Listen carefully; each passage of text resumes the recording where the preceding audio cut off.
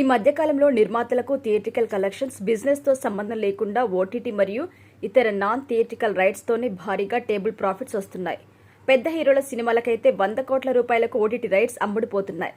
Medium range హీరోల సినిమాలకి కూడా ఓటీటీ రైట్స్ కారణంగా భారీగా నిర్మాతలకి లాభాలు వస్తున్నాయి. నిన్న విడుదలైన ఓదెల 2 సినిమాకి విడుదలకు ముందే digital rights, satellite rights, audio rights hot cakes లా అమ్ముడుపోయాయి.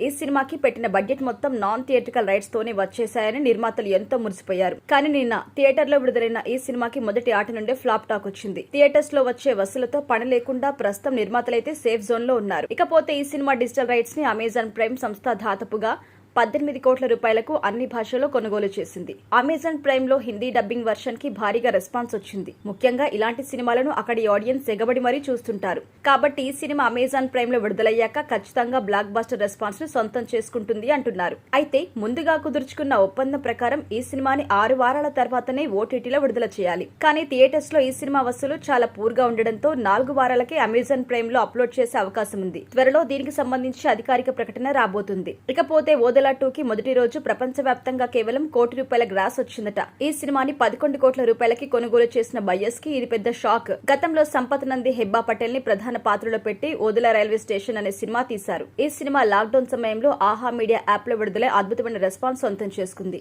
ఆ సినిమా ఎక్కడైతే ముగుస్తుందో ఓదెల 2 అక్కడి నుండి మొదలవుతుంది. మొదటి భాగంలో చనిపోయే విలన్ రెండో భాగంలో ప్రేతాత్మగా మారి ఊర్లోని జనాలను పట్టి పీడిస్తూ ఉంటారు. అతని లేడీ అఘోరి తమన్నా ఎలా అడ్డుకొని ఊరి జనాలను కాపాడింది అనేదే ఓదెల 2 స్టోరీ.